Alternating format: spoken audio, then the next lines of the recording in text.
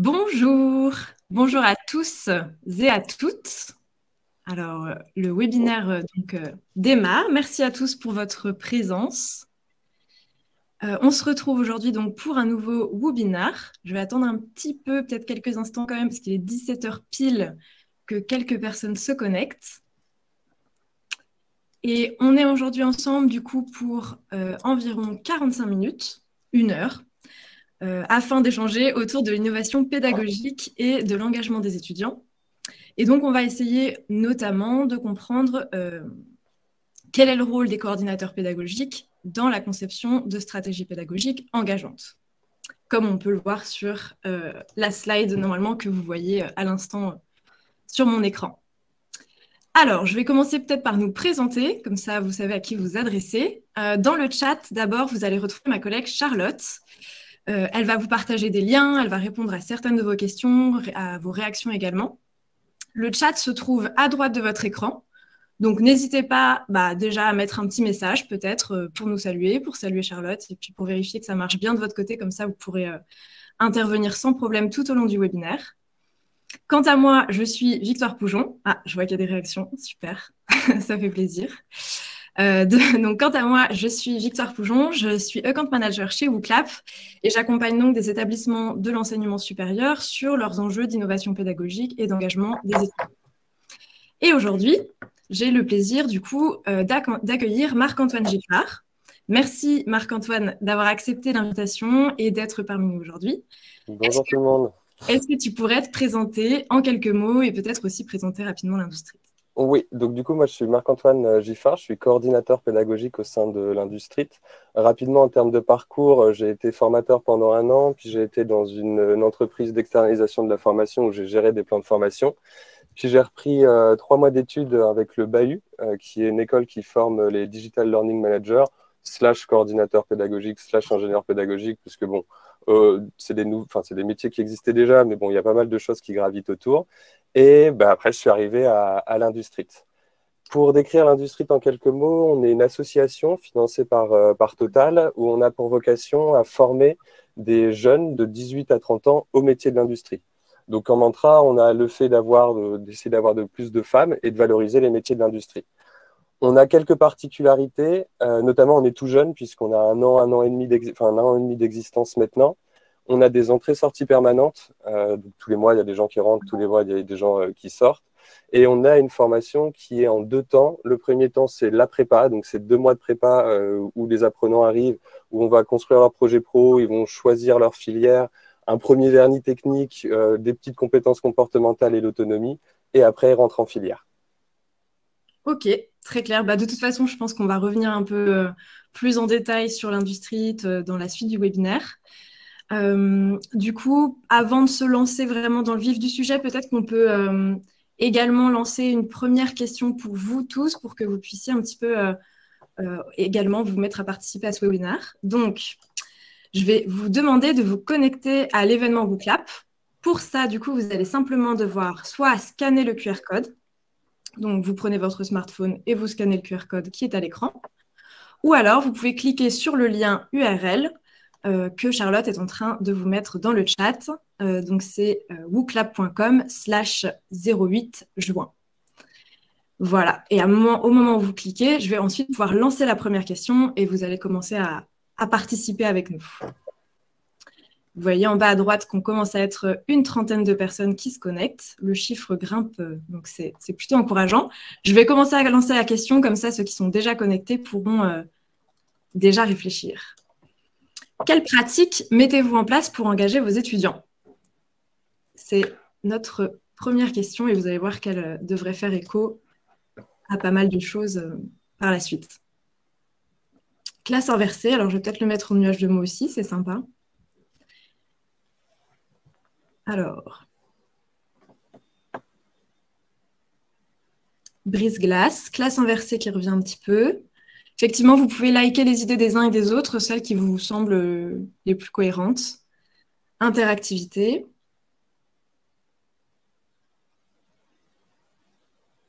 Alors, j'espère que tout le monde a bien réussi à se connecter. Je vois qu'il y a pas mal de réponses qui arrivent. Donc l'interactivité reste au centre, classe inversée, travaux en sous-groupe, évidemment, petits groupes, des cours en blended, je vois apparaître. Je vais vous laisser encore quelques secondes pour rajouter vos idées. Et ensuite, je pourrais peut-être te laisser aussi, Marc-Antoine, commenter en fonction de ce que tu trouves, ce qui te Oui, parle le plus. bah, Ouais. c'est super intéressant parce que dedans, bon, il y a plein de choses qui se mettent. On voit qu'il y a, alors au tout début, parce que c'est un peu moins vrai dedans, on voit qu'il y avait quelque chose où on était très sur nouvelles technologies ou essayer des nouvelles modalités qui sont très intéressantes. J'en reviendrai pas mal dessus parce que sur l'innovation pédagogique, c'est avant tout un état d'esprit. C'est-à-dire que enfin, si on essaye d'innover et de faire quelque chose qu'on n'a jamais fait, en soi, il y a toujours quelqu'un qui l'aura fait. Donc, enfin, l'innovation, elle n'est pas dans le faire quelque chose d'entièrement nouveau, elle est plus de prendre sa pratique et de faire des petites choses qu'on n'a pas l'habitude et encore des choses qu'on n'a pas l'habitude et de rester dedans. Bon, après, on y retrouve un peu tout ce qu'il y a en ce moment et qui est super intéressant hein, avec les blended, les travaux en sous-groupe et on retrouve ces idées-là hein, où tout ça, c'est avant tout par rapport à sa pratique qu'on innove et pas par rapport au monde extérieur. Enfin, le monde extérieur nous alimente, mais c'est pas ça qui est le plus important. Il ne faut pas chercher à innover et faire quelque chose que quelqu'un n'a jamais fait à tout prix. Mais on retrouve bien ça dans les mots qui peuvent être dits. C'est ça. Ouais, il faut un peu innover à son niveau et s'appuyer aussi sur les expériences des uns et des autres. Ok, alors on va aller un peu plus loin là-dessus, évidemment. Donc, je bloque le nuage de mots. Hein. Merci beaucoup pour toutes vos réponses. Du coup, avant de vraiment nous lancer, je vais quand même vous présenter le programme rapidement. Donc, on va effectivement se lancer donc, dans l'innovation pédagogique, comment en général ça fonctionne, comment on arrive à tout simplement réussir à créer justement une réflexion autour de l'innovation pédagogique. Ensuite, on va aller un peu plus dans le détail sur le retour d'expérience, en particulier de Marc-Antoine avec l'Industrie, qui est une école un peu particulière. Et on finira du coup un peu plus en se mettant dans les baskets des enseignants, bien comprendre forcément comment en tant qu'enseignant, je peux moi-même innover à mon niveau, à ma hauteur. Voilà pour le programme d'aujourd'hui. Hop, je me lance du coup. Donc, Marc-Antoine, est-ce que tu pourrais nous parler un peu tout simplement de ton arrivée à l'Industrie, de comment ça s'est passé et comment tu as réussi, toi, à te lancer du coup dans l'innovation pédagogique? Alors moi, sur mon arrivée à l'Industrie, la chance que j'ai eue, c'est que comme on est une école qui a juste 1 an et demi d'existence et que je suis arrivé globalement il y a 1 an et demi, je suis arrivé dans une situation qu'on a peu l'habitude, si ce n'est en start-up, où personne n'était ancien. Si ce n'est le directeur général qui, lui, avait travaillé déjà quand même depuis un moment. Mais en gros, les équipes de formateurs étaient nouveaux, tout le monde était nouveau. Donc du coup, c'est une situation un peu particulière et plutôt sympa à vivre parce qu'on construit et il y a le côté grisant il y a tout à faire. Dans cette arrivée, il y a plusieurs choses, en tant que coordinateur surtout, qui sont importantes. Alors, c'est pareil, hein, dans tout ce que je vais dire, il y a des choses que j'ai identifiées après coup. Hein, je n'ai pas non plus tout bien fait, mais il y a au moins des choses que j'ai identifiées après coup. La première est dans nos métiers, le plus important, c'est créer des relations avec les formateurs. Pour plusieurs raisons. Déjà, ça va être avec eux qu'on va travailler au quotidien. Et même si on a des responsables avant, c'est quand même eux qui appliquent derrière l'innovation. Donc, il faut les connaître. Ça permet d'avoir des discussions informelles à la machine à café parce que, alors, ça s'est passé comment? Tu as essayé ça? Et ça permet de développer une relation qui est intéressante. Mieux comprendre leur métier, ça c'est super important parce que, pour exemple, nous on a 5 filières. J'ai une filière qui est dans le numérique, une filière qui est dans la maintenance. Dans la filière dans le numérique, ils travaillent déjà dans leur métier en mode projet. Donc du coup, mettre un projet, c'est naturel et ça se fait simplement. Dans la maintenance, c'est un peu plus dur. C'est pas impossible, il y a plein de choses qu'on peut faire, mais c'est un peu plus dur. Donc plus on connaît le métier, plus on va pouvoir discuter avec eux et pouvoir vite comprendre les problématiques qui sont et donc du coup pouvoir les aider derrière. Donc ça, c'est super important. Il y a aussi le fait d'essayer de valoriser sa connaissance et son expertise pédagogique. Comme ça, quand on a un souci, on va venir vous voir et on va pouvoir essayer de discuter de manière informelle ou de manière formelle. À un moment, moi, je voulais essayer de prendre une posture de conseil au sein même de l'entreprise où j'avais une problématique et je faisais une expression de besoin, essayer de formaliser tout ça pour vraiment pouvoir être au plus proche des formateurs. Et enfin, quel passif ils ont? Parce que si c'est quelqu'un qui est formateur depuis 10 ans, on ne va pas l'accompagner de la même manière et on ne va pas avoir les mêmes relations que si c'est quelqu'un qui est expert métier et qui vient d'être formateur. Donc, c'est aussi important pour mesurer l'accompagnement qu'on va avoir et puis pour voir comment on se place. La deuxième chose, c'est les apprenants. On peut avoir plein de belles choses en tête, on peut avoir eu plein d'expériences avant. Bah, si on a un public qui est différent, ça veut dire qu'il faut changer un peu son fusil d'épaule, pas entièrement, mais au moins un peu. J'ai pas mal animé de jeux pédagogiques au début. Ça permet d'être plus proche des apprenants, de toujours avoir une discussion informelle potentiellement avec un, ouais, ça s'est passé comment, et de voir ce qui fonctionne un peu et ce qui fonctionne pas. On faisait énormément de jeux au début, et à un moment, ils nous ont dit, vous êtes mignons avec vos jeux, mais j'aimerais bien travailler. Donc oui, on s'est dit, on va essayer un peu de niveler ça et d'en faire un peu moins. Et enfin, le dernier point, pour avoir une bonne rentrée, c'est l'environnement numérique. C'est-à-dire comment je vais partager mes ressources, comment je vais faire de la collaboration entre les formateurs, comment les apprenants vont avoir accès à ces ressources. Nous, pour information, on est dans un environnement full Google. Donc c'est vrai qu'en termes de partage, c'est plutôt sympa. Il y a pas mal de choses qui sont intéressantes qui peuvent se passer. Et puis après, le LMS. Pour exemple, nous, au début, on avait la pédagogie et l'assiduité qui étaient dans un seul et même chose. Donc je programmais un cours et j'avais de l'acquisition de compétences et tout. Avec nos entrées-sorties permanentes, nos niveaux hétérogènes, de l'absentéisme de temps en temps, on s'est vite rendu compte qu'on était en train de s'épuiser pour pas grand-chose. Donc on s'est dit maintenant, on va avoir l'assiduité d'un côté, la pédagogie de l'autre, et on peut rester plus ou moins longtemps et on va mieux s'adapter. Donc c'est ces trois éléments en rentrant qui sont importants de prendre le temps de découvrir, de prendre le temps de s'en imprégner, parce que tout ce qu'on va faire derrière, bah, il faut s'appuyer sur ces trois éléments-là. Oui, et du coup, je trouve que c'est aussi une façon d'appuyer sa légitimité, quoi. Tu n'arrives pas forcément en ayant tout su, tout compris. Chaque établissement est hyper différent et du coup, la possibilité de pouvoir discuter avec tout le monde, les apprenants, les équipes, et de bien comprendre l'environnement numérique, donc aussi bien comprendre le fonctionnement des équipes DSI. Ça permet ensuite de bien commencer, de se lancer, quoi. Complètement. En tant que coordinateur pédagogique ou d'autres métiers, on va avoir affaire à tout le monde. Que ce soit l'informatique, bien sûr, que ce soit le bâtiment, parce qu'on va vouloir essayer, parce que de temps en temps, on peut se dire, on va faire cours dehors, on va faire cours ici, mais on a vraiment besoin de tout le monde.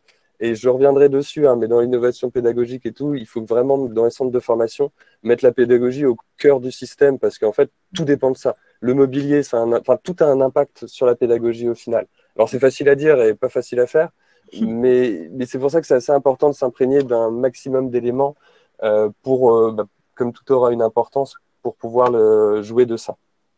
Et après cette rentrée, du coup, quand tu as réussi un peu à t'imprégner de tout ça, comment tu as réussi à structurer un peu mieux cette vision pédagogique que tu t'es formée en arrivant à l'Industrie?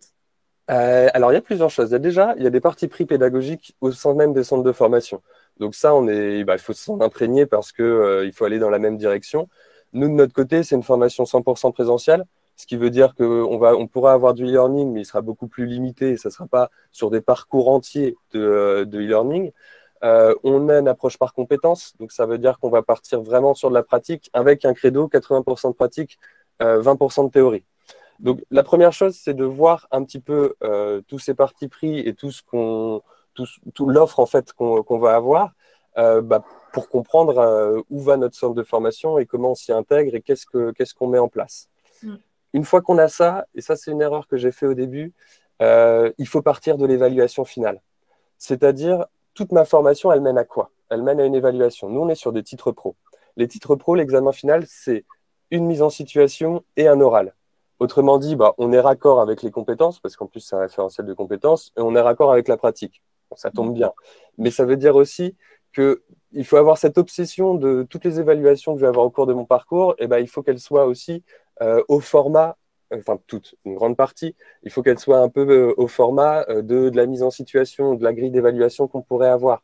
Donc, partir de la fin, c'est super important parce que ça va mener tout ça. Une fois qu'on a fait ça, il faut savoir s'en détacher.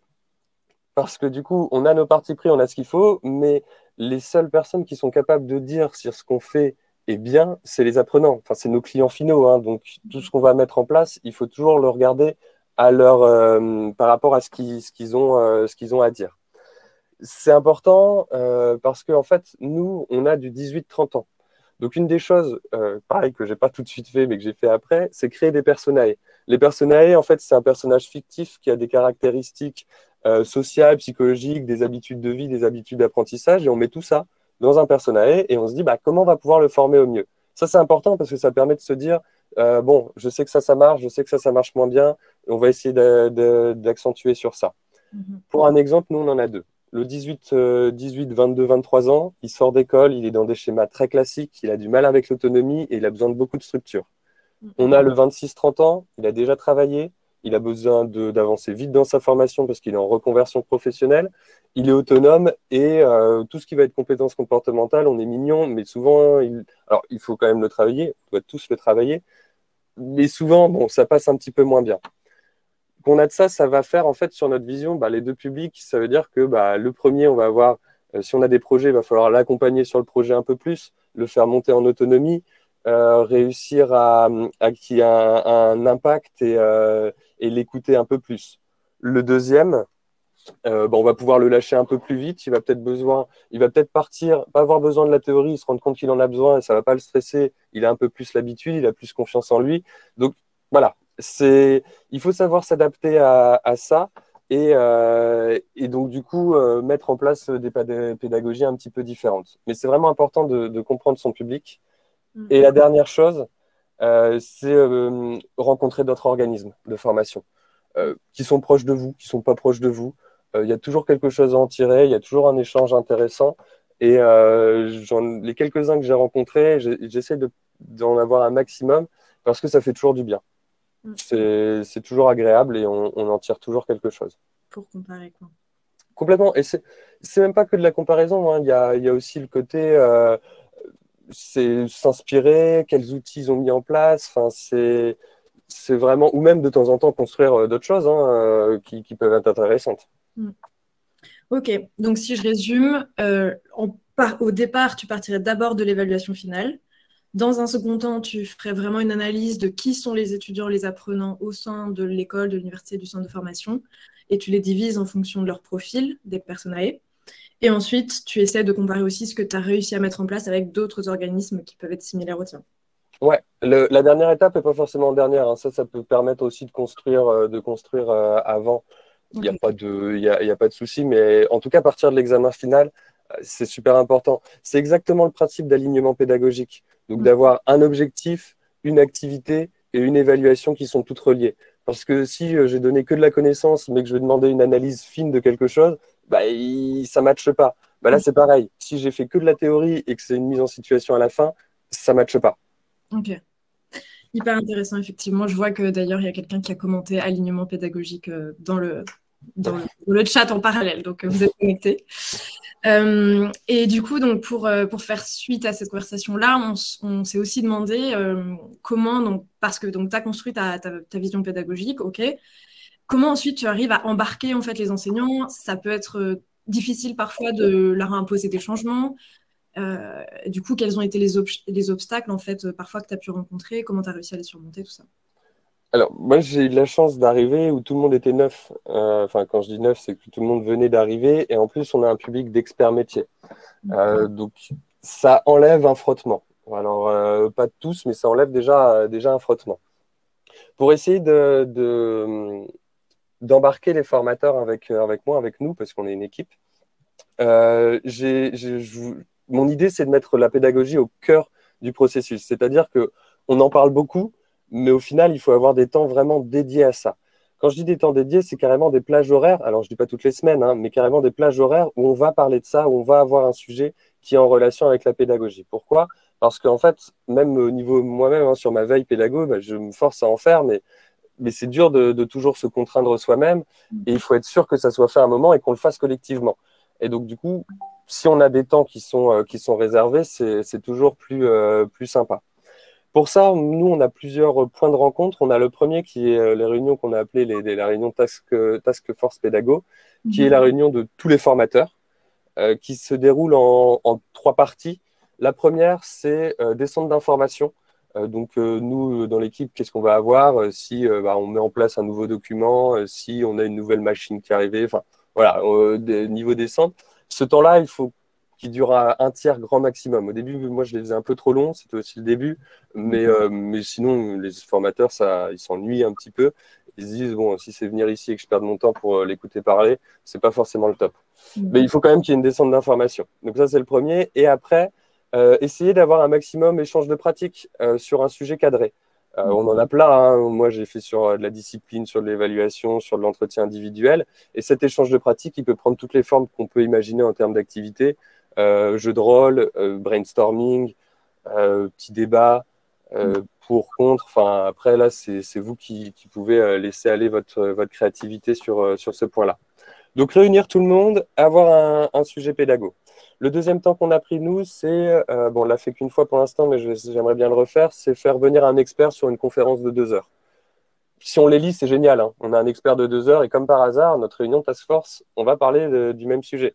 C'est toujours mieux, mais c'est plutôt intéressant. Troisième, c'est faire des workshops.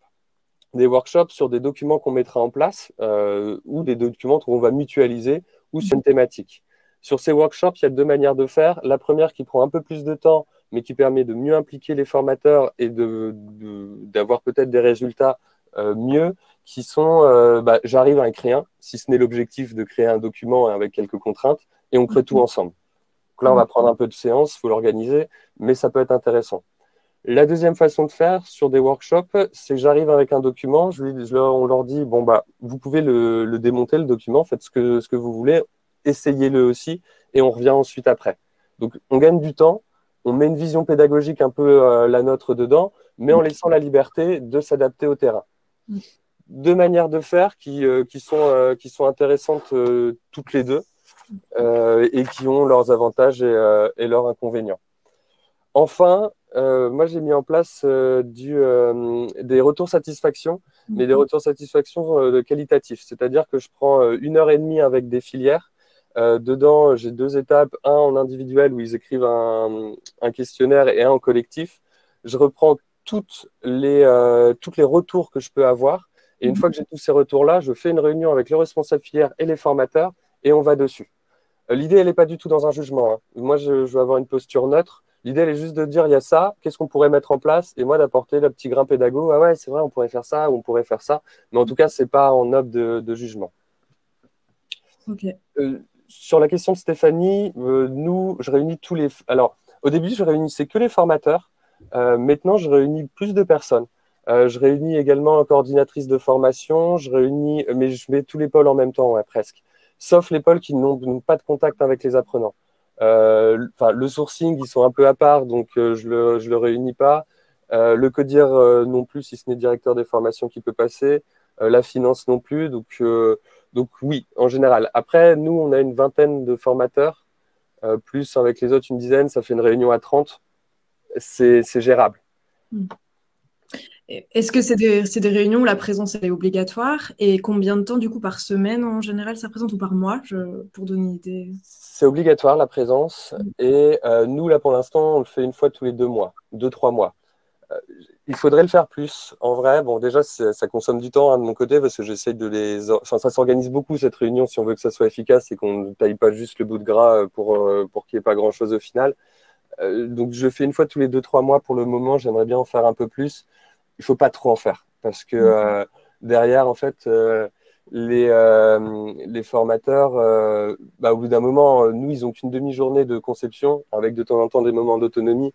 Si toutes les 2 semaines, je leur bouffe ce temps, ils vont me dire, t'es mignon, tu veux qu'on mette des choses en place, mais tu me prends mon temps tout le temps. Donc, il faut trouver un juste milieu pour que ça ne soit pas trop invasif non plus. Ok, très intéressant. Merci pour tous ces éléments. Du coup, je vois que le temps file, donc on va déjà passer à la deuxième partie. Et en fait, ça va juste être la continuité, donc c'est bien.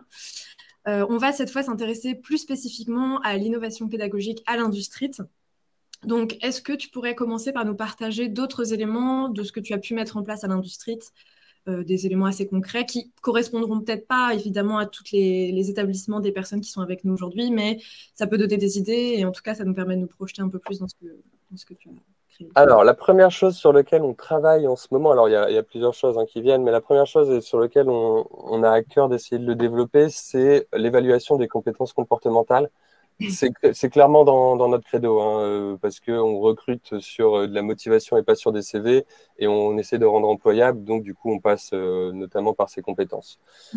Par rapport à ça, on a mis en place un livret des compétences qui est entre l'apprenant et le formateur et le mentor. l'idée, c'est pas que le formateur va valider les compétences, mais l'idée, c'est que comme c'est quelque chose qui est un peu intangible et très difficile à vraiment évaluer, le livret est là pour que le formateur ait un rôle plus de discussion. Ça va plus, le vrai but de ce livret, c'est d'engager la réflexivité de l'apprenant, parce qu'en fait, on s'est basé sur un référentiel RECTEC. Je vous invite à aller le voir, il est super intéressant et c'est un référentiel européen. Sur les compétences comportementales, c'est plutôt pas mal. Donc, on s'est basé sur ce référentiel où on a le livret. Et comment ça fonctionne? C'est l'apprenant, quand il a son premier rendez-vous avec le formateur, l'apprenant choisit entre 1 à 3 compétences et le formateur entre 1 à 3 compétences. Et c'est les compétences qu'il va devoir travailler jusqu'à la prochaine réunion. Ça, c'est à voir entre 1 mois, 2 mois, enfin, il faut le temps de les avoir un peu travaillés. Une fois qu'il a ça, la prochaine réunion, en fait, l'apprenant va devoir montrer comment il les a mis en œuvre ou comment il les a acquises. Du type, si j'ai travaillé en équipe, une compétence un peu plus fine, je vais pouvoir dire, pendant cette activité-là, j'étais chef d'équipe où j'ai animé la réunion, j'ai bien écouté l'avis de tout le monde, j'en ai fait un compte-rendu. Je pense que voilà, j'ai eu cette compétence, je peux la valider. La facilité, c'était que je m'entends bien c'était des camarades avec lesquels je m'entends bien. La difficulté, enfin bon, bref, voilà. Mais l'idée, elle est vraiment je commence à réfléchir et j'ai cette première étape. Pour moi, elle est essentielle parce que déjà, la réflexivité, ça doit être partout, enfin, surtout dans des approches par compétences et surtout aujourd'hui où l'information, on la trouve, mais réussir à la traiter, c'est un peu plus difficile. Et surtout, dans l'idée qu'il y a derrière, c'est que même un entretien d'embauche, sur la super question qu'on a tous eue, c'est quoi tes qualités et tes défauts? Et bien là, j'enchaîne, parce que j'ai eu cette réflexivité et je sais ce que je peux mettre en place. Le formateur qui valide, lui, va pouvoir mettre des conseils. Ah n'hésite pas, à la prochaine réunion, tu mets ça en place, tu écris des objectifs ou tu prépares un ordre de réunion. Ah ouais, est-ce que tu l'as fait? L'idée, c'est plus de créer un échange avec le formateur que l'évaluation pure, même si derrière, il y a cette évaluation. Mais elle est plus de mettre l'apprenant dans une posture à réfléchir à ça et donc du coup de dire dans quelle situation il l'a mis. Ça va assez loin parce que pour moi, j'ai joué à un jeu vidéo et j'ai été capable de faire de la coopération parce que j'ai fait ça compte. Enfin, j'ai pas un besoin que ça soit pendant la formation. Sur ça, on y a intégré les open badges. Les open badges, en fait, l'idée, c'est de certifier des compétences qui ne sont pas dans des certifications.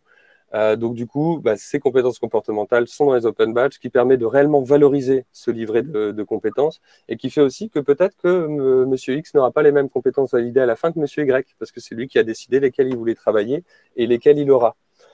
Sur l'open badge, nous, on est parti avec BC Diploma, qui a une vision très cadrée, enfin très diplôme. Enfin, c'est dans son nom, mais très diplôme, et qui permet d'officialiser vraiment et qui met le badge, l'industrie te certifie tes compétences comportementales. Il peut y avoir une autre vision qui est un peu plus ludique, gamifiée, j'ai fini l'activité, tac, j'ai un petit badge et j'ai des compétences qui lui sont dédiées. Il y a ces deux visions qui sont intéressantes toutes les deux. Toujours dans cette idée, on a mis en place le vendredi après-midi ce qu'on appelle le sport culture engagement citoyen, où en fait sur ce vendredi, on va avoir du sport classique, basket, foot, mais aussi des sports un peu originaux, tchoukball. Je ne sais pas ce que c'est, mais c'est pas moi qui l'organise. En tout cas, il existe, le tchoukball. Vous pourrez vous renseigner. Ça donne envie. Ça donne envie. Ouais, ça a l'air sympa, mais je ne sais pas en quoi ça retourne. Le culture, on a un parcours musée où ils décident, eux, de visiter des musées et c'est des cycles de 7 semaines. Donc, ils vont faire des musées. Il y a un livrable, bien sûr, à la fin, entre photos, qu'est-ce qui m'a plu, pas plu. Côté engagement, créer des assos en sein même de l'industrie. On a eu l'épicerie solidaire pour les apprenants qui ont des difficultés alimentaires. Ils peuvent se servir dans l'épicerie. On a eu des maraudes organisées. Donc, c'est des projets associatifs intéressants. Développement professionnel avec un vrai accompagnement au permis de conduire. Top, j'ai des techniques de respiration ou des associations. On a Industrie de Gaming qui s'est mis où ça va être de faire des tournois de jeux vidéo qu'ils organisent. Enfin voilà, laisser un espace à tout ça qui permet de développer ses compétences et aussi d'être un peu ouvert d'esprit. On a mis aussi des choses en place, et ça c'est une vraie difficulté, et ça rejoint totalement l'engagement sur l'absentéisme, où on a commencé à essayer de modéliser un process.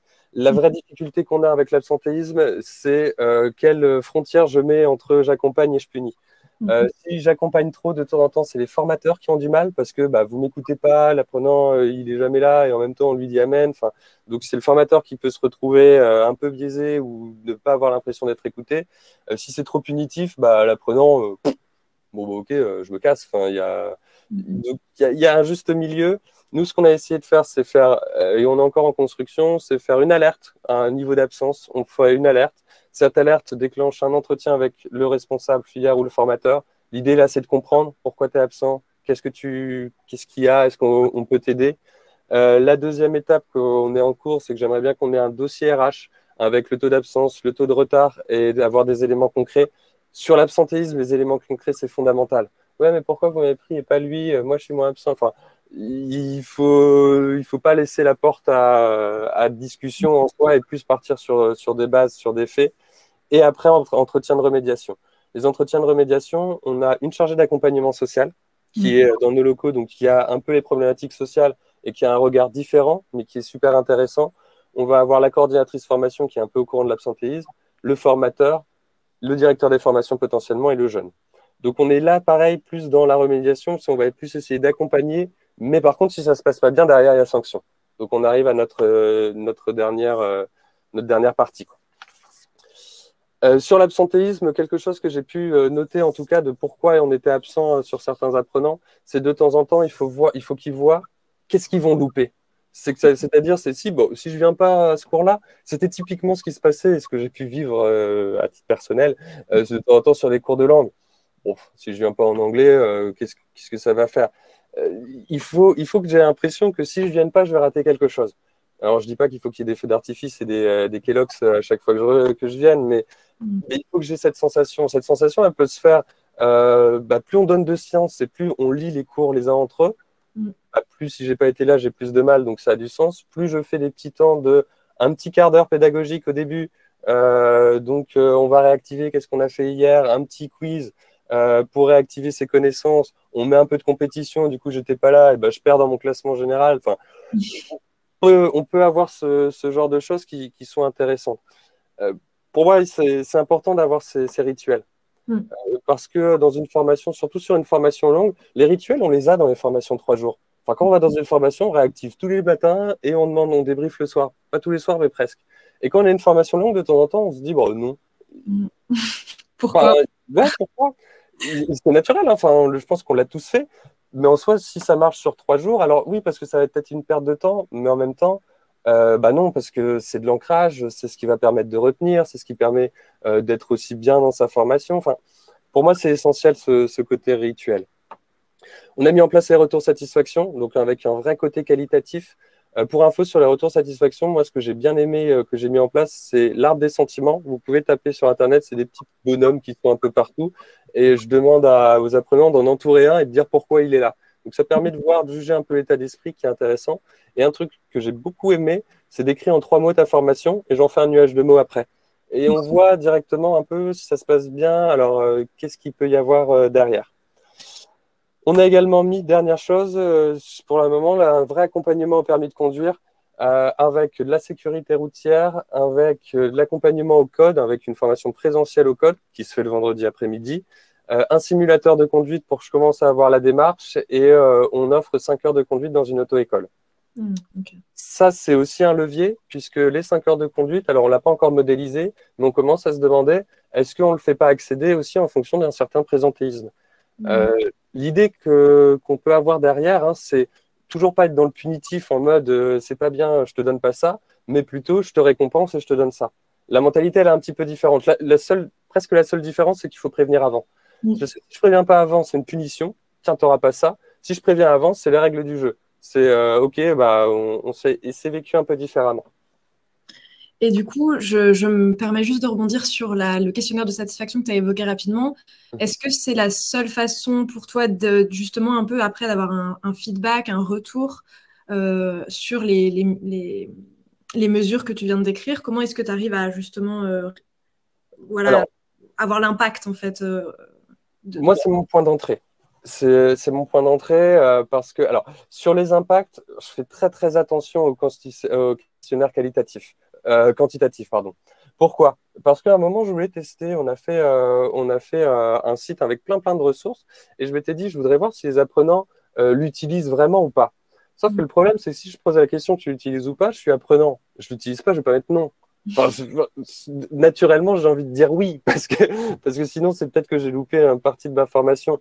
Donc, en fait, sur des pratiques, c'est un peu dur. Il y a son intérêt du quantitatif, hein. S'il y a un gros souci, on va le ressentir. Enfin, c'est comme en entreprise, hein. Le satisfaction, c'est juste voir si le formateur est tout pourri et on change, celui à chaud. À froid, c'est un peu différent, mais à chaud, c'est est-ce qu'il est tout pourri, on change, ou est-ce que ça va et de toute manière, on n'exploite pas trop les autres données. Donc, c'est un peu pareil là-dessus. J'ai un peu de mal. Alors après, peut-être qu'il y en a qui ont des moyens, hein, et je serais intéressé, mais j'ai un peu de mal à me dire avec ces questions, c'est toujours un peu orienté, ou est-ce que je réponds vraiment, c'est du déclaratif, est-ce que je réponds vraiment ce qui est la vérité? J'ai un peu de mal. Moi, sur ces points d'entrée, ça me permet d'avoir un temps d'échange avec les formateurs et assez intéressant. Avant de faire ces formations, là je le fais plus, mais j'aimerais bien le refaire, je faisais un cours d'1 h 30, 2 heures sur la critique constructive. Parce que c'est ce que je leur dis, hein. Moi je veux pas avoir de c'est de la merde, enfin, j'en fais rien de ça. Je veux avoir j'ai pas aimé parce que. Et ce qui est important, parce que ce qui n'est pas facile dans ces retours, c'est que c'est vécu par les formateurs au début, avant de comprendre la démarche, c'est vécu comme un audit. Non, mais en fait, il va venir évaluer. Alors que pas du tout. Moi, ma posture, c'est la plus neutre possible. Et c'est même de mettre des choses organisationnelles. Ouais, on voudrait un formateur en plus. Écoute, tu sais, le prix de la formation par tête, bah, si on rajoute un formateur, ça augmente de ça. Donc peut-être que c'est pas possible. Avoir des choses, la transparence, c'est essentiel, hein, à mon sens. Et du coup, j'essaie d'avoir cette transparence au niveau de l'organisation en tant que telle. Et donc, du coup, derrière, d'avoir ce niveau, mais le plus neutre possible, et pour avoir des échanges. Il faut comprendre la démarche parce qu'au début, c'est pas forcément facile. Mais l'avantage, c'est que j'ai 1 h 30 privilégiée. Je peux orienter si j'ai un nouveau chose que je sais qui a été fait, bah, je peux l'orienter pour voir comment c'est perçu. Et ça me permet de voir aussi comment c'est pris. Après, ça, c'est mon niveau cordeau, hein. Au niveau formateur, le rituel de 15 minutes une fois tous les jours ou 2 fois par semaine, ou voilà, il peut très bien fonctionner. Le tout, par contre, c'est de réussir à avoir une posture où il ne faut pas se vexer parce qu'on a un retour négatif. Il faut vraiment décorréler, ce que je dis aussi aux apprenants sur le jury, quand ils sont en jury, on leur dit on juge ta pratique, on ne juge pas ta personne. Bah, c'est pareil, quand on fait un retour, on ne juge pas la personne, on juge la pratique. Et c'est très important. Et deuxième chose, il faut faire attention parce qu'en tant que formateur, on a beaucoup tendance à se souvenir que ce qui n'a pas marché. Et ça peut être démoralisé de temps en temps. Tu peux avoir fait 3 heures, tout était génial, et il y a 10 minutes, 20 minutes, une activité qui n'a pas marché, t'en sors et tu te dis, putain, c'était nul ce que j'ai fait. Ah non, il y a tout avant. Il faut réussir à avoir tout ça. Je vois qu'en tout cas, ça fait parler un peu aussi dans le chat. Je vois Jean qui demande notamment comment ce retour est perçu par les formateurs. C'est un peu ce que tu évoquais à l'instant. C'est ça. Sur les formateurs, il faut comprendre la démarche. Aussitôt qu'on comprend la démarche et qu'on comprend que nous, on n'est pas là pour donner des coups de bâton ou tout du moins qu'on a juste envie de faire progresser, il y a ça. Et la deuxième, c'est que on peut avoir la sensation, ouais, ils sont là, ils vont nous cracher dessus. Et au final, les apprenants, ils sont très bienveillants. Enfin, en tout cas chez nous, ils sont quand même. Alors certains sont un peu plus vindicatifs, mais ils sont quand même très bienveillants. Donc on est vraiment sur le côté. Il y a les deux perceptions, hein. Il y a la perception où je me braque très rapidement et donc du coup c'est un peu plus dur, mais il faut réussir à inséminer un peu les idées qu'il pourrait y avoir et ce qu'il pourrait y avoir. Et le très à l'écoute, bon bah du coup ça déroule beaucoup plus simplement. C'est un travail d'acceptation de la démarche, de compréhension de la démarche. Et une fois qu'on a tout ça, bah ça déroule. Enfin ça défile et c'est intéressant. C'est dur de mesurer les impacts parce que de temps en temps, il y a des idées qui ont été données et elles seront peut-être appliquées 3 mois plus tard. Est-ce que c'est parce qu'on a mis l'idée? Est-ce que pas du tout? Je ne sais pas. En tout cas, si c'est, enfin, moi je m'en fous, hein. Le principal, c'est que ça soit mis à un moment. Il n'y a pas de qui a eu l'idée, on s'en fiche. Mais c'est difficile de voir l'impact. Mais en tout cas, c'est des moments qui permettent de se recentrer et de dire ce que je disais au début. La pédagogie dans un centre de formation, il faut que ça soit au cœur parce que tout est pédagogique. La température dans une salle, la disposition dans une salle, enfin, il y a des choses qui ont été faites qui sont folles, hein, sur de la pédago, où, par exemple, on avait fait un parterre de femmes qui prononçaient des discours, et il y en a une qu'on avait mis une affiche d'une femme inspirante, et l'autre qui n'avait pas d'affiche ou une affiche random. Et il y avait eu des critères observables sur leur discours, et celles qui avaient une affiche avec une femme inspirante, eh ben, elles étaient objectivement sur les critères meilleures dans leur discours. une image qui est mise dans la salle, elle peut avoir un impact. Donc, si on a une salle réservée à une matière, bah, on peut avoir les productions, mettre les productions des apprenants. C'est super important, ça développe la créativité et voit ce qui a été fait. Ah ouais, je vais faire peut-être autre chose. Enfin, tout a une importance, plus ou moins grande. On ne peut pas s'intéresser à tout, on ne peut pas être parfait, mais tout a une importance. Tout à fait. Pour peut-être finir sur cette deuxième partie, est-ce que tu peux nous dire en 2 mots les projets que tu as prévus pour la rentrée 2022 et ensuite on va se mettre dans les baskets des enseignants pour Ouais. Mes projets de 2022, le gros projet que j'ai en ce moment, c'est d'avoir notre studio vidéo à l'Industrie. Okay. Le studio vidéo, j'y mets pas mal d'énergie et j'ai beaucoup d'espoir dedans. Il aurait un double impact. Le premier, c'est de commencer à avoir un peu de digital dedans, donc créer nos petites vidéos, avoir sur nos gestes techniques, sur des machines, pouvoir autonomiser plus les apprenants parce qu'ils ont des ressources, augmenter les ressources. Parce que quand on est dans des entrées-sorties permanentes, la clé, c'est avoir un maximum de ressources pour développer l'autonomie d'ailleurs, parce qu'Internet, c'est mignon, mais le début de l'autonomie, c'est aussi bien d'avoir quelques ressources, c'est important. Le deuxième, c'est de mettre de la pédagogie par le digital, parce que du coup, c'est une clé, un point d'entrée avec les formateurs. Donc, ça ne va même pas être de leur dire, c'est je vais produire pour toi, je me mets à ton écoute, je me mets à ton service. Ah ouais, on pourrait créer une séquence parce qu'on va l'intégrer dans un parcours. On va essayer d'avoir un peu tout ça. Donc, ça permet de mettre la pédagogie et d'en discuter. Et le deuxième, c'est que je veux que les apprenants l'utilisent un maximum. Que ça soit le vendredi après-midi, je filme ma formation, j'ai un pitch à faire, je le filme, je le diffuse, enfin, qui s'amuse. J'aimerais bien que ça soit même un module. Dans chaque formation, je suis obligé un moment de faire une vidéo sur un apport théorique, parce qu'on sait que c'est en enseignant on apprend très bien en enseignant tout du moins, et donc du coup, ça pourrait être intéressant. Et donc du coup, voilà. Ouais. Ça pourrait d'ailleurs permettre de faciliter la co-construction de contenu et de faire gagner aussi du temps aux formateurs. Parfois, je sais que c'est une grosse problématique, le temps pour créer du contenu pédagogique. Donc, complètement. Et surtout qu'il faut faire toujours, nous, on a des formateurs qui sont experts métiers, et même au niveau formateur, entre la création d'un support pour du digital et le métier de formateur, c'est deux mondes, hein. Enfin, il y a vraiment des compétences différentes qu'il faut mettre en place dans tout ce qui est design et tout. Enfin, c'est un monde, hein. Donc, ça permet aussi d'avoir ces ressources qui sont intéressantes. Alors, soit de faire monter des personnes intéressées par ça et du coup, bah, voilà, d'avoir une ressource, soit de nous, de notre côté, le faire. Les autres projets qu'on va avoir, c'est le développement de nos passeports aux compétences toujours. On voudra en créer une application, puis le pérenniser, voir comment, enfin vraiment que ce soit un de nos mantras, enfin que c'est un de nos mantras, mais que ce soit vraiment une base pédagogique. Et développer les entretiens individuels. Créer des grilles d'entretien, pourquoi pas former, parce que c'est pareil, c'est des compétences. Okay. C'est des compétences particulières. Et donc déjà, ça fait 3 beaux projets et toujours le reste. Bah, super, effectivement, ça a l'air plutôt motivant pour l'année 2022 qui arrive. Donc maintenant, comme je le disais au début, on va s'adresser plus spécifiquement aux enseignants. En effet, on a, je pense, parmi nous aujourd'hui, pas mal d'enseignants aussi qui souhaitent peut-être déployer une dynamique d'innovation pédagogique pour mieux engager leurs étudiants. Donc, selon toi, Marc-Antoine, du coup, si tu es enseignant, si tu n'as pas de coordinateur pédagogique, d'ingénieur pédagogique ou d'équipe dédiée, qu'est-ce que tu mettrais en avant, qu'est-ce que tu mettrais en place pour justement innover pédagogiquement à ton échelle? Alors, la première chose, et c'est ce que je disais au tout début, dans l'innovation pédagogique, il faut pas de temps en temps, il ne faut pas se creuser la cervelle à se dire ouais, il faut que j'utilise un outil de fou qui vient de sortir pour être innovant. Déjà, il faut partir de ce qu'on sait faire et l'améliorer. La démarche d'innovation pédagogique, c'est avant tout une mentalité. Quand je dis que c'est une mentalité, c'est quoi? C'est à la fin de mon cours, qu'est-ce qui a marché, qu'est-ce qui n'a pas bien marché? Ça n'a pas bien marché, bah, vas-y, je vais essayer de l'améliorer pour la prochaine fois. On est vraiment dans le milieu industriel et l'amélioration continue, on est totalement là-dedans.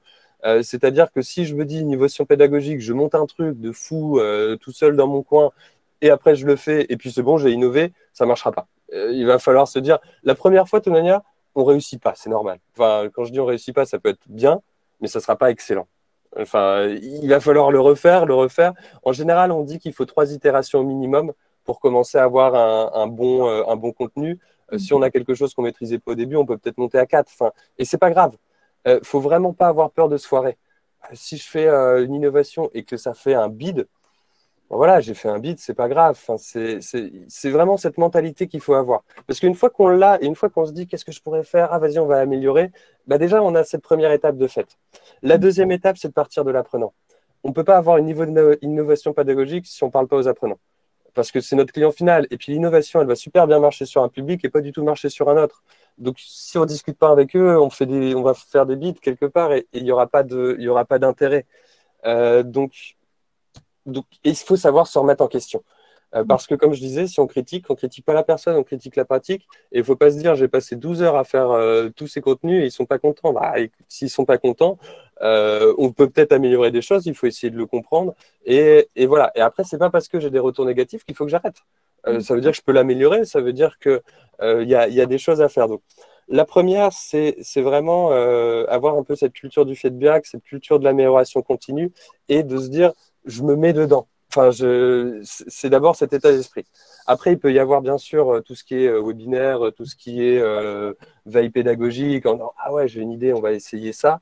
Ce que je vous conseille, c'est si vous n'avez pas de cordeau pédagogique, si vous n'avez pas beaucoup de ressources en interne, dites-vous, vous avez un collègue, vas-y, viens, on va essayer la classe inversée. Vas-y, viens, on va essayer même ce logiciel. Et vous l'essayez tous les deux de votre côté et vous faites des moments où vous vous en parlez. Le côté social. Et donc, du coup, ouais, toi, ça a marché, vas-y, je vais essayer ça. Et moi, je vais essayer ça. Enfin, il peut vraiment y avoir quelque chose de super sympa qui se crée. L'autre chose, c'est que innovation pédagogique, c'est joli, mais il faut avoir au bout d'un moment un objectif. Est-ce que je veux que ma formation soit plus ludique pour des raisons parce que j'ai l'impression qu'ils s'endorment un petit peu ou voilà, ils sont pas à fond. Est-ce que je veux qu'elle soit favoriser les échanges? Est-ce que je veux mieux qu'on apprenne mieux un concept? Enfin, il faut aussi avoir un peu cette idée-là. Alors, soit elle se fait naturellement parce que je me dis, ah, je veux l'améliorer, et dans toujours cette démarche d'amélioration, je vais avoir quelque chose. Mais sinon, si on se dit, tiens, je veux essayer, c'est bien d'avoir un objectif et de se dire, bon, ok, je pars avec quoi? Okay. Il faut, ça c'est pas de l'innovation, mais c'est dans les trucs, il faut varier les rythmes un maximum. Normalement, on dit souvent qu'il ne faut pas être plus de 20 minutes sur la même modalité. Quand je dis la même modalité, c'est que si je fais 1 heure de théorie, je peux faire 20 minutes où on m'entend parler, enfin 15 minutes où on m'entend parler, puis je montre une vidéo et on en discute, puis je fais une petite activité et je repars. On oublie presque tout d'une journée, donc faites-en moins, ce que je ne fais pas du tout dans ce webinaire d'ailleurs. Faites-en moins et abordez moins de points. Mais par contre, mettez plus d'activités pour les ancrer et pour être sûr qu'on revienne dessus. De temps en temps, et notamment sur les formations longues, pourquoi on ne ritualise pas le retour à chaque fois? Parce qu'on se dit, si je prends un quart d'heure à chaque fois, eh ben, sur mon année, j'aurais perdu 28 heures. Ah bah, du coup, je ne vais pas faire le programme. Non, enfin, de toute manière, ça ne sert à rien d'en faire plus pour en retenir moins. Il vaut mieux en faire moins et en retenir plus. Parce que sinon, il n'y a pas d'intérêt. Une autre chose, et ça, il faut faire super attention, parce qu'il y a deux mentalités là-dessus. Moi, j'aime bien créer des déroulés pédagogiques, mais par contre, le prérequis pour innover là-dedans, c'est qu'il ne faut pas s'y tenir. Il est à titre informatif, notre déroulé pédagogique. C'est pas parce que... alors, il y a les deux mentalités. Il y en a qui vont être plus experts métiers et qui vont plus se dire, je préfère avoir limite ma mise en situation finale et on part de ça et on va voir où ça nous mène. Pourquoi pas? Il faut se structurer un petit peu avant, mais juste savoir tous les points qu'il faudra aborder à la fin. Mais pourquoi pas? Il y a l'autre technique qui est je structure plus. Mais si je structure plus, attention, on n'est pas obligé de le finir. Enfin, c'est pas grave, j'avais prévu d'autres choses, je le ferai une autre fois ou je le ferai pas. Mais vaut mieux bien faire. Enfin, il n'y a rien de pire que de briser un temps d'échange. Les apprenants qui sont là, qui parlent, c'est génial ce qui se passe. Bon, on arrête tout, on va passer au autre point. Il n'y a rien de pire. Donc, il ne faut pas le diktat du programme. À mon sens, c'est un des gros problèmes qu'on a au collège, lycée, du moins à mon époque ou dans d'autres choses, c'est de se dire il faut que je finisse le programme, il faut que je finisse le programme. Du coup, c'est le train qui avance et ceux qui ne sont pas rentrés dedans, tant pis pour eux, on avance. Non, enfin, c'est dommage. J'ai entendu des profs me dire ça à l'époque, effectivement. Bah ouais, c'est un peu dommage. Donc voilà, c'est un peu tout ça. N'hésitez pas, avec LinkedIn, on a quand même quelque chose de génial où vous pouvez, même si vous voulez m'appeler, qu'on discute de quelque... Enfin, moi, je suis passionné de ces sujets-là, donc ça sera toujours avec plaisir. En vrai, les pas mal de personnes que j'ai rencontrées dans la pédago sont passionnées, ils seront toujours contents de vous parler. Donc, n'hésitez pas à avoir un peu ces appels, même pour comparer, vraiment parler avec des collègues. Et c'est une démarche. Lancez-vous. La veille, au début, ça fait super peur. Mais dites-vous, je me consacre une demi-heure, 1 heure par semaine sur de la veille. Moi, j'en fais pas mal sur LinkedIn parce que j'ai réussi maintenant à avoir beaucoup de personnes qui partagent du contenu. Il y a des sites du type Feedly qui permettent de mettre tous les liens, d'avoir un seul endroit qui regroupe tous les flux. Mettez-vous un ou deux trucs, quoi, et d'avoir un peu ce côté d'apprendre. Si vous voyez un webinaire passer, regardez-le. En tout cas, c'est un état d'esprit, avant tout. Et vous n'avez pas besoin de faire un truc avec de la réalité virtuelle augmentée pour que ça soit innovant. On s'en fout de l'outil, enfin, de la technologie utilisée, il faut qu'il y ait un but, hein. À savoir qu'une technologie utilisée qui n'a pas d'intérêt pédagogique, c'est contre-productif, hein. J'ai déjà vu certains réalités virtuelles. Bah oui, c'est sympa, hein, parce que l'apprenant, il est content, il met les lunettes. Derrière, en termes d'efficience pédagogique, Mm. c'est compliqué. Non, attendez juste. Ce que je retiens en tout cas moi, c'est du coup de cette dernière partie, surtout faire des itérations, partir de l'apprenant, se remettre en question, avoir des objectifs précis en tête et avoir une certaine flexibilité. Mais du coup, comme tu le disais à l'instant, Marc-Antoine, on oublie pas mal de choses quand on parle comme ça et qu'on a plein d'idées. Du coup, c'est à vous qu'on pose la question maintenant. Qu'est-ce que vous avez retenu de ce webinaire? Qu'est-ce qui va vous servir là tout de suite en sortant du webinaire ou demain? On vous laisse un peu la parole justement pour conclure. Merci en tout cas pour tous ces éléments, Marc-Antoine. C'était vraiment hyper intéressant. Donc voilà, on va voir un petit peu ce qui ressort de votre écoute.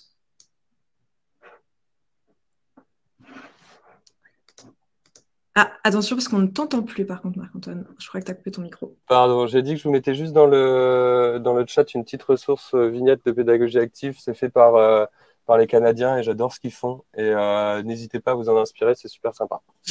Effectivement, je l'avais déjà vue aussi. C'est vrai qu'elle est très chouette.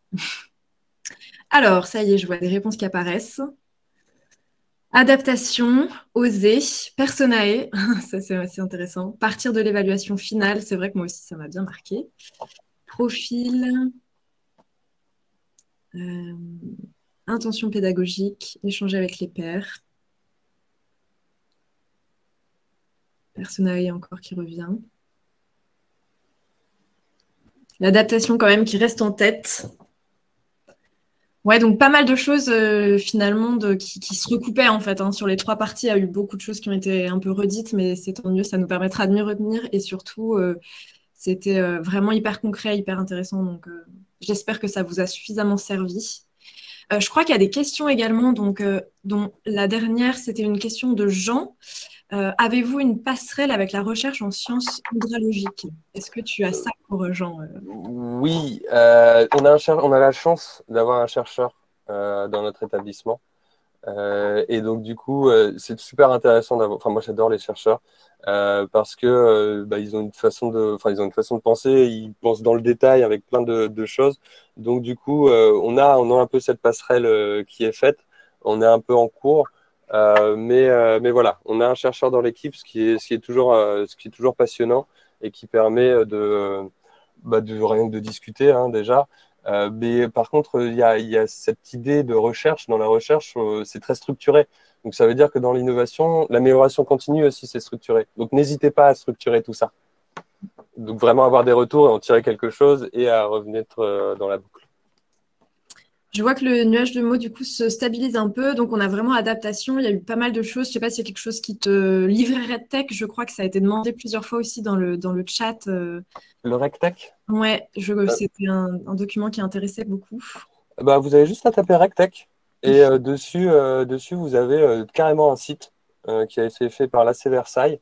Et il faut aller dans les productions, il me semble, dessus. Et vous retrouverez la roue des compétences RecTech. Slalomé dedans, il est assez bien fait. C'est le référentiel qui est intéressant, mais n'hésitez pas à slalomer dedans. Parfait pour ça. Du coup, si vous avez d'autres questions, c'est encore le moment de les poser. On a encore quelques secondes, quelques minutes plutôt, avant de terminer ce webinaire. En tout cas, ce qu'il faut retenir, je pense, c'est qu'il faut prendre le temps avec ses étudiants, essayer de nouvelles choses, discuter entre pairs et se lancer dans l'innovation pédagogique. Et pour le coup, c'est la beauté de notre métier, hein. Étant donné que tout ce qu'on fait, si ça se trouve, ça ne marchera pas avec un autre apprenant ou un autre groupe, c'est le côté où on ne s'ennuie pas. Et dans l'innovation, d'ailleurs, il vaut mieux se rater sur une innovation qu'avoir une formation qui ronronne et on s'emmerde nous-mêmes à dire la chose qu'on a déjà dit 28 fois. Enfin, ça n'a rien à voir. C'est beaucoup mieux, beaucoup plus sympa. J'en profite aussi, puisqu'il y a encore quelques personnes qui sont là. On organise un autre webinaire, du coup, le 21 juin. Donc, cette fois, ce sera un retour d'expérience du CFI Provence avec Philippe Vien, avec lequel j'ai pas mal travaillé pendant plusieurs mois et qui est devenu partenaire également. Et donc, à nouveau, c'est un petit établissement un peu particulier, mais j'espère qu'on aura autant de choses très utiles et très concrètes à vous partager. Donc, vous êtes évidemment les bienvenus. Et sur ces mots, du coup, je m'arrête là. Merci encore, Marc-Antoine, d'avoir donné autant d'informations. C'était passionnant. Merci, Charlotte, pour le chat. Merci à tous d'être venus. Je ne sais pas si tu as un dernier mot, Marc-Antoine, avant qu'on s'arrête. N'hésitez pas à me rajouter, si vous voulez, sur LinkedIn ou à m'envoyer un message où on peut se programmer un call. Enfin, moi, je suis toujours content de parler de ça. Donc n'hésitez pas. Et puis, merci à vous de nous avoir écoutés. Super, merci beaucoup. On vous passera également les coordonnées de Marc-Antoine, effectivement. On se quitte. Merci beaucoup. Au revoir et bonne fin de journée. Merci, au revoir.